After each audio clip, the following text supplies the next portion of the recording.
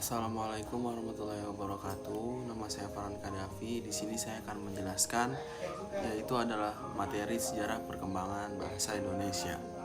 Sejarah perkembangan bahasa Indonesia. Bahasa Indonesia memiliki sejarah jauh lebih panjang daripada Republik ini. Bahasa Indonesia dijadikan sebagai bahasa nasional sejak tahun 1928. Bahasa Indonesia berasal dari bahasa Melayu, termasuk ke dalam rumpun bahasa Austronesia yang telah digunakan lingua franca di Nusantara pada tanggal 18 Oktober 1928. Para pemuda dan pelajar mengingkarkan Sumpah Pemuda. Berikut adalah fungsi-fungsi bahasa Indonesia. Yang pertama adalah sebagai bahasa nasional, sebagai alat komunikasi, sebagai alat berintegrasi dan beradaptasi sosial, dan terakhir sebagai alat kontrol sosial.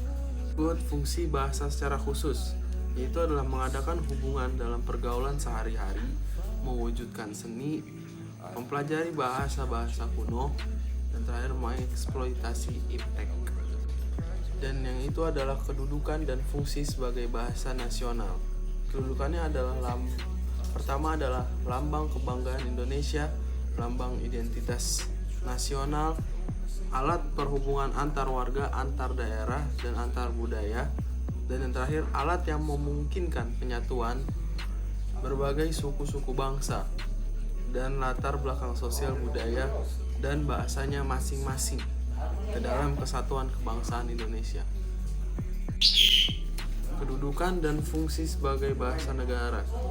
Yang pertama adalah bahasa resmi kenegaraan, bahasa pengantar dalam dunia pendidikan, alat perhubungan pada tingkat nasional untuk kepentingan perencanaan dan pelaksanaan pembangunan, dan yang terakhir alat pengembangan kebudayaan, ilmu pengetahuan, dan teknologi.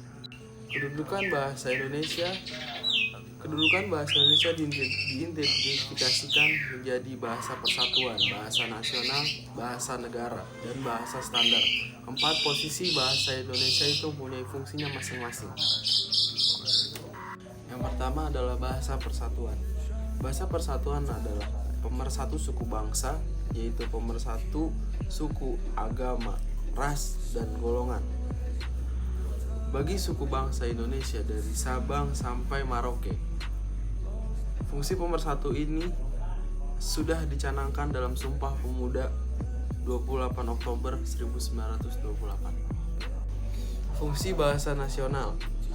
Bahasa nasional adalah fungsi jati diri bangsa Indonesia bila berkomunikasi pada dunia luar Indonesia.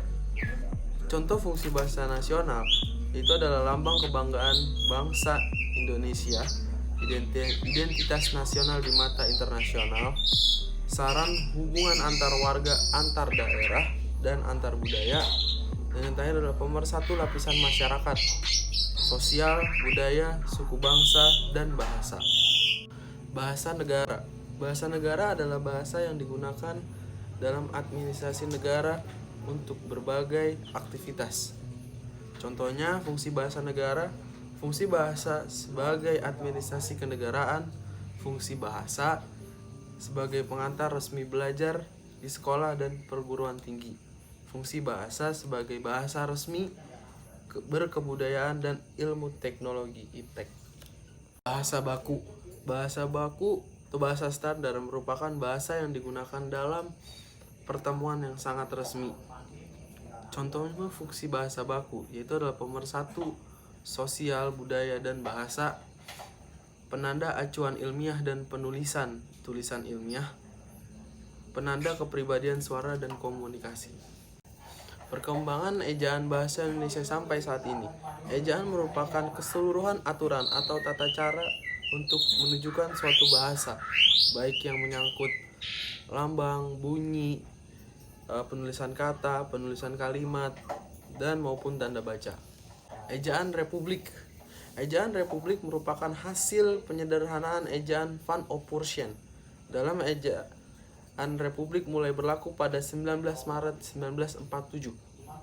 Pada waktu itu, yang menjabat Menteri Pendidikan, Pengajaran, dan Kebudayaan Republik Indonesia adalah Mr. Suwandi.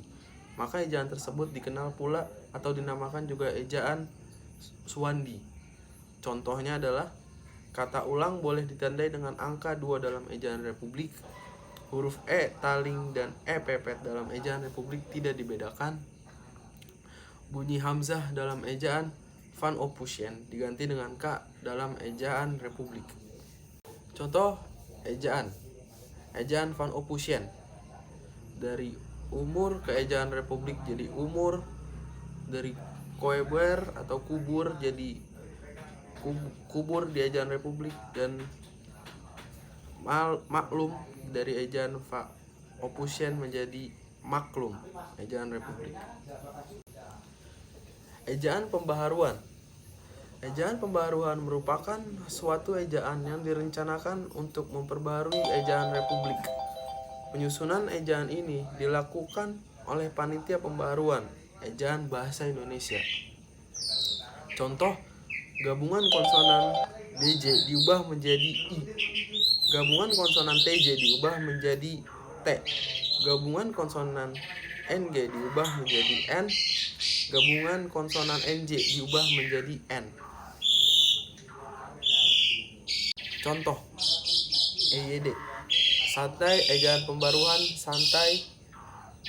Gulai jadi gulai. Harimau ejaan pembaruan menjadi harimau. Kalau menjadi kalau. Amboy jadi amboy. Jadi ada pembedaan kata. Ejaan Melindo. Ejaan Melayu Indonesia merupakan hasil perumusan ejaan Melayu dan Indonesia pada tahun 1953. Perumusan ejaan Melindo ini diawali dengan diselenggarakannya Kongres Bahasa Indonesia yang kedua pada tahun 1945 Medan, Sumatera Utara. Ejaan baru. Ejaan baru pada dasarnya merupakan lanjutan dari usaha yang telah dirintis oleh panitia ejaan LBK dan juga panitia ejaan dari Malaysia. Panitia itu berhasil merumuskan suatu konsep ejaan yang kemudian diberi nama ejaan baru. Gabungan konsonan SJ diubah menjadi NY. Syarat, syarat, isyarat, isyarat, syukur, syukur. Ejaan yang disempurnakan. Pada waktu itu, pidato kenegaraan untuk memperingati hari ulang tahun kemerdekaan Republik Indonesia 17 Agustus 1972. Diresmikanlah pemakaian ejaan baru untuk bahasa Indonesia oleh Presiden Republik Indonesia dengan keputusan Presiden nomor 57 tahun 1972. Ejaan tersebut dikenal dengan nama ejaan bahasa Indonesia yang disempurnakan. Perubahan huruf. Ejaan lama jika menjadi jika, cakap menjadi cakap, nyata menjadi nyata. Ejaan bahasa Indonesia. Zaman terus berubah, teknologi terus berkembang, dan bahasa pun terus menyesuaikan perubahan. Masyarakat kritis terus mendesak Badan Pengembangan dan Pembinaan Bahasa untuk segera merevisi pedoman IED sehingga muncul WEBI sebagai bentuk jawaban atas kritikan yang diterima. Sekian dan terima kasih.